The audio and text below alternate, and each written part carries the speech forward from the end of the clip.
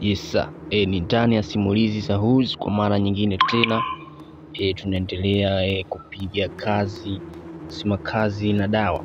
Basi leo hii tunaanza sehemu moja hivi ambapo inaonekana ni nchi ya mabarafu mengi sana. Na leo hii maeneo haya kulikuwa na majaribio ya kisayansi.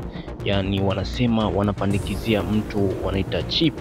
Na chipu hiyo inaweza ikamfanya mtu hata kama amekosa sijui wanasema hata kama amevunjika uti wa mgongo basi ataweza kusimama kwa mara nyingine tena. Sasa hapa tunamwona mdada huyu akiwa anakiwasha na watu wawili au takriban watatu, na hatujajua wala hatukufahamu. Miaka miwili mbele tunaona kuna ujio au gari fulani la polisi, na baada ya kushuka kijana mtu mmoja hivi ambaye anatembelea kwenye wheelchair.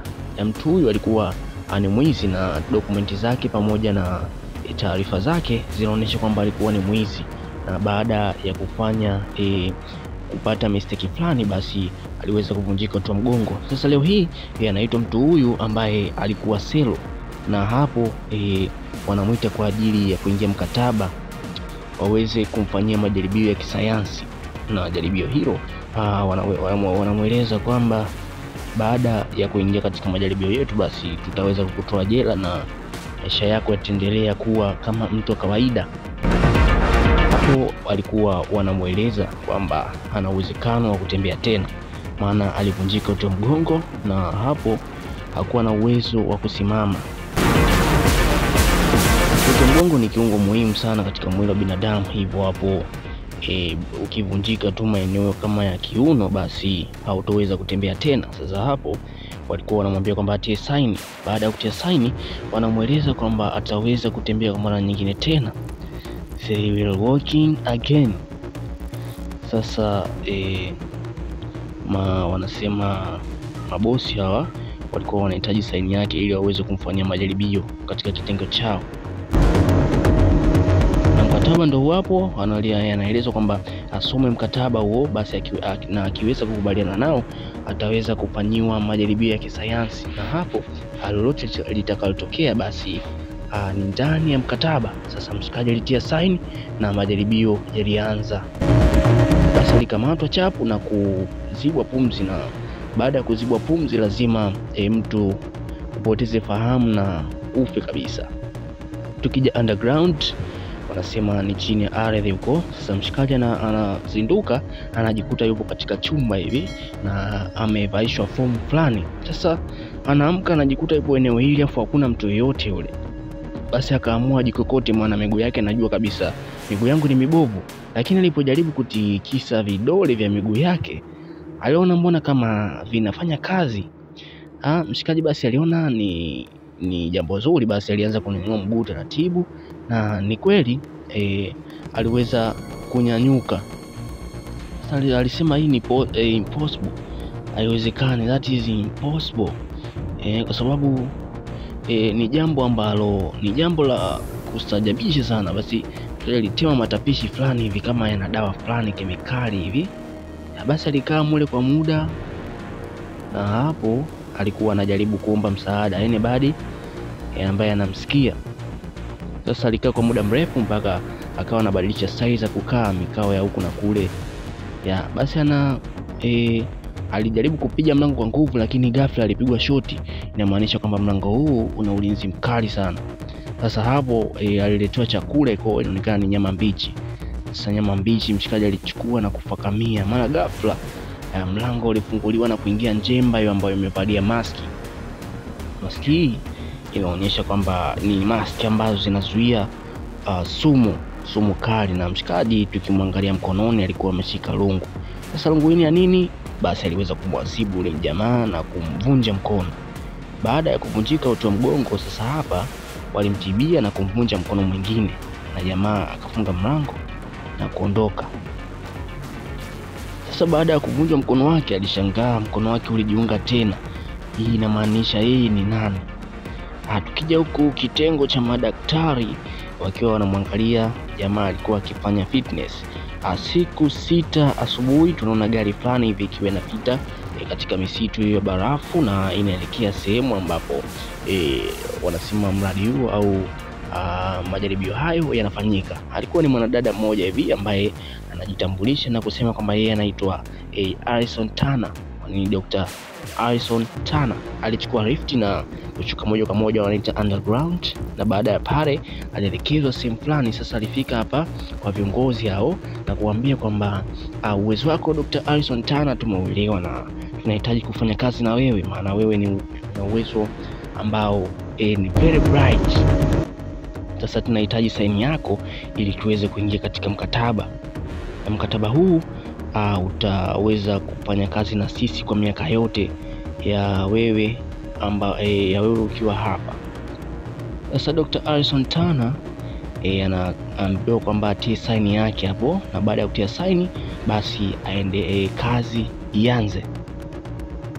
Dr. Allison Turner alitia saini, na baada ya kutia saini alivaa mavazi yake rasmi sasa na kuelekea chumba ambacho atafanyia kazi. Anasema atafanyia majaribio. Alishuka moja kwa moja mpaka underground, na baada ya pale alitia wanasema ni fingerprint za kufungua mlango, na wanasema fingerprint nani zake zilikuwa tayari zishasainiwa, na hapo sasa alika mlango na kufungua. Baada ya kufungua alimkuta daktari mwenzake huyu, basi alimkaribisha sana, welcome Dr. Allison. Sasa hapa utaweza kufanyia kazi zako zote hapa, na pia hapa tuna object fulani hivi. Ni object moja, ni object ni kile kitu ambacho kitafanywa majaribio, ndio maana ya object. Sasa Dr. Allison Turner alikuwa haelewi ni majaribio gani haya, mbona kama kuna watu au kuna majaribio ambayo hatuweza kuelewa. Lakini Dr. Naniuki anamwambia kwamba haya ni majaribio ya kawaida tu, maana hapa tunajaribu kupandikizia watu chipu ambazo zitaweza kuwafanya wasimame tena na warudishe tena matumaini kutokana na athari yake. Huyu jamaa hapo unamuona ni object, na huyo aliweza kuvunjika uti wa mgongo. Sasa baada ya kuvunjika uti wa mgongo tumeweza kumfanya awe askari bora, askari wa kizazi kijacho, wanasema future soldier. Sasa hapo Dr. Allison Turner aliweza kupewa information zote kuhusiana na kazi hiyo ambayo ataenda kuifanya. Sasa anauliza object huyu, mbona kama mmemtesa sana, alafu mbona kama ana uhuru wowote ule wa kufurahia kutokana na kupona kwake. Lakini anaambia Dr. Allison Turner amepotezea vitu vingine, utavijua kadri ambavyo unafanya kazi.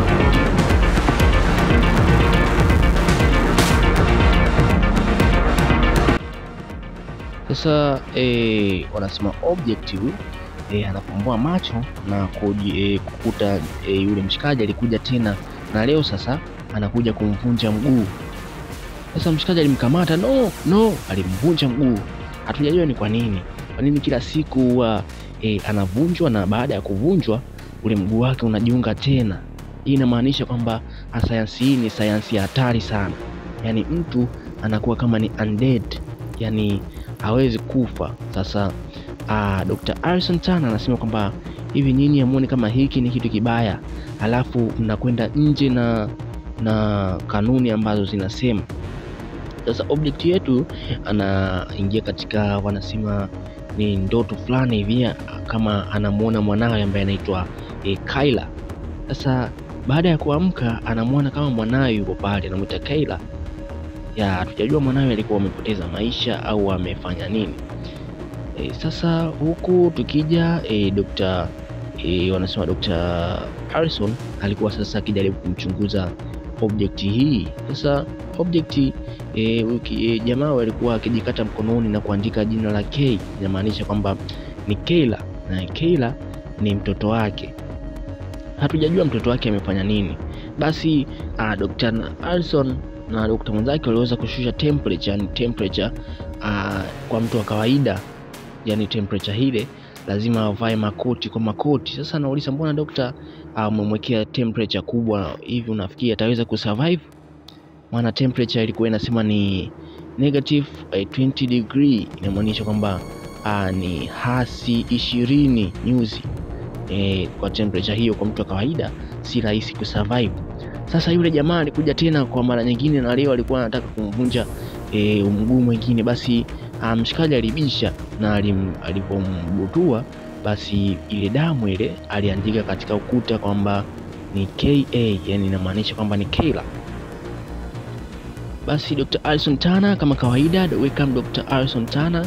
Leo umechelewa sekunde 2, lakini pia haina shida, basi tunaweza kuendelea na kazi ya Dr. Alison Turner. Alikuwa akimsikiliza huyu dokta, wanasema ni Dr. Charles. Dr. Charles alikuwa anasema kwamba object yetu sasa inakaribia kukamilika, na leo ilikuwa ni siku ya 6, ni level ya 6. Sasa mshikaji leo alibisha, alikataa kuvunjwa kitu chochote kile. Hasa alikuwa akipingana naye huyu wanamuita wanasema ni object 20 huyu. Object 6. Sasa object 6 alikuwa akibishana na object 2 ambaye ndio huyo mshikaji huyu alivaa fomu kama za hospitali. Basi mtanangi pale ulikuwa unaendelea, na bahati nzuri object 2 aliweza kumshinda yule mshikaji na kutoka katika kile chumba. Alikuwa haelewi yupo sehemu gani, lakini huko ulikuwa ni underground. Sasa Dr. Charles alikuwa akiloki milango, na baada ya milango ile kuloki, mshikaji alikuwa anatafuta sehemu nyingine, na ndo huko walipokuwa wakimuelekezea kwamba huko ataweza kukutana na vigogo vingine ambavyo vitaweza kumdhibiti kikamilifu. Na kweli anjemba hizi hapo 4 zilikuwa zinamfuata, na baada ya kuingia walimkuta, walimchezeshia shoti. Sasa mshikaji naye akawa akubali, sio kinyonge, sio kufa kinyonge, basi akaanza na yeye kupambana nao. Mara ghafla lilipiga, wanasema ni bomu la machozi, lile bomu la kumtia wenge. Sasa object 2 akawa na wenge namna hiyo, kama ameelewa hivi kanywa pombe za mbalimbali, basi akawa anarusha lungu, lakini wanasema hana idea ya kumpata mtu. Basi hapa zikawa zinanuka zinawaka. Sasa Dr. Alison alikuwa anasema anaona kwamba huu ni ukatili wa hali ya juu, na kazi hii hatuweza kuifanya, maana ni kazi ambayo inaonyesha uonevu.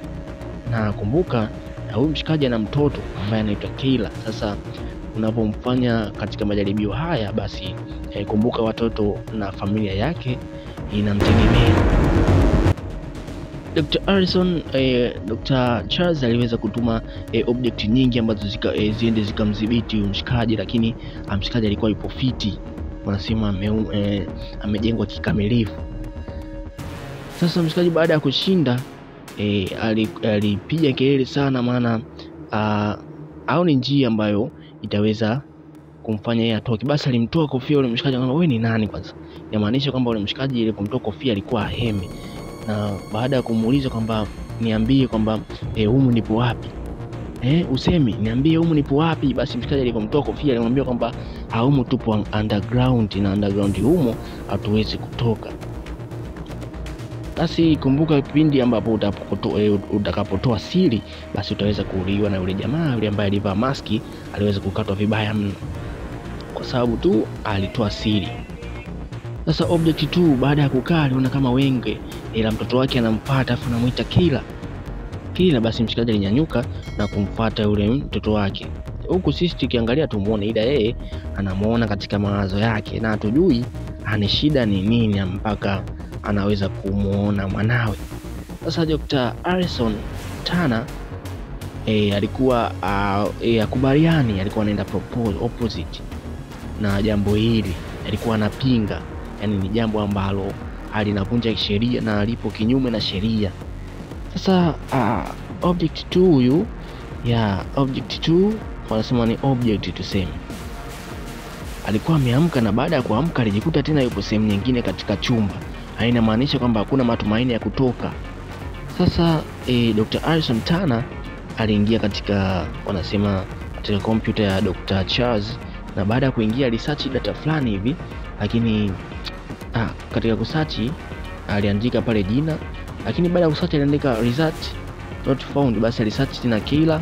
Baada ya kuandika neno Kayla alikuta data zote ambazo zinamhusu huyu object. Sasa baada ya kuniniliwa Dr. Charles kurudi, alirekebisha mambo chapu na kurudi katika siti yake. Sasa object ikiwa inajitayarisha na jifua ikiwa fiti, na hapo sasa level ikiwa ni level 6, yani level 6, yani object tayari wanasema uti wa mgongo wake tayari ulishakaza, na sasa hapo anaingia katika level 7. Baada ya kuingia katika level 7 basi mlango ulifunguliwa na mdogo akawa anatoka. Hiyo mduara ni na vile vidoti vyekundu ndio huyo object, na alikuwa akionyeshwa alama yake ambayo anaelekea. Sasa kumbele alikutana na wanasema huyu ni object 20. Sasa object 20 alikuwa anamkabili sasa object 2. Sasa hapo zikawa zinalika. Object 20 inaonekana kwamba alikuwa ni mtoto wa kike, na mtoto wa kike huyu inaonyesha kwamba alishika panga. Sasa hapo zikaanza kulika mzee. Mtoto wa kike alikuwa anapiga panga vibaya mno. Sasa hapo mchawi ni kujitetea mzee. Lakini kwa bahati mbaya alishindiliwa beto. Mwanaume alikata chini hapo. Sasa wanasema Dr. Charles alikaa chini na kumwangalia hivi, inawezekanaje object 2 kupigwa kama hivi? Basi Dr. Harrison alisimama na kushuhudia mtarangi, lakini ghafla object 2 alinyanyuka. Na sasa hapo ndipo unaona faida sasa ya kutengeneza maaskari kama hawa, wanaita future soldier. Sasa baada ya kunyanyuka, mshikaji inaonyesha kwamba huyu ni hafi, yani undead, yani akifa anafufuka. Sasa hapo alifufuka tena baada ya kupigwa ile panga la tumbo, zikaanza kulika tena mzee. Huyu ni hafi bwana, wewe ni unstoppable. Sasa wanasema Dr. Charles alikuwa sasa anashusha dari, yani dari ile ya juu ikawa inashuka chini kupunguza urefu. Sasa hapo wewe ndio itabidi ujitetee, yani hapo ukishamuua mwenzako basi ile dari itaweza kusimama na utaweza kupona. Kwa bahati nzuri object 2 alikuwa ipo vizuri, basi alimkita wanasema beto yule bidada, anaonyesha huyu ni msichana huyo, alimkita beto na kumtoa nje. Sasa mshikaji anauliza hii ni nini na mpaka lini huyu nitatoka? Lakini alipomwangalia vizuri alikuwa ni object 20. Basi alipotoa ile element alikuta kwamba ni mwanamke, na mwanamke huyu kama tunakumbuka movie yetu ikiwa inaanza alikuwa anapanga na kupigana na wale watu kama 3 hivi au 4. Sasa alichukua ile wanaita mic ambayo inapeleka mawasiliano na kusikiliza mifumo jinsi ambavyo inaenda. Baada ya kumaliza, mwanaume alianza kutafuta njia mradi aweze kutoka sasa, na kialama kinaonyesha pale akiwa anaelekea wapi. Baada ya kuelekea katika chumba fulani, alikuta chumba kipo wazi na kilikuwa na chakula. Basi mshikaji akawa anaingia taratibu mradi akafuata kile chakula. Aliingia akawa analia sana, maana inaonyesha kwamba hakuna sehemu ya kutokea, yani jumba hili lilikuwa limezibwa, hakuna njia yoyote ambayo itaweza kumfanya atoke. Sasa mshikaji alikuwa amedata, haeleweki, yani kila anapozunguka anajikuta yupo pale pale. Mpaka mshikaji alilala alizimia, lakini Dr. Tanner Harrison alikuwa bado amuelewi huyu daktari mwenzake, mbona kama anamfanyia hivi. Lakini Dr. Charles aliamua kushusha wanasema oxygen ikawa 0.00. inamaanisha kwamba huyu object wanataka kumuua, na baada ya kumuua wanamfanyia kitu fulani hivi ambacho kinaitwa ni kama unamfua tena.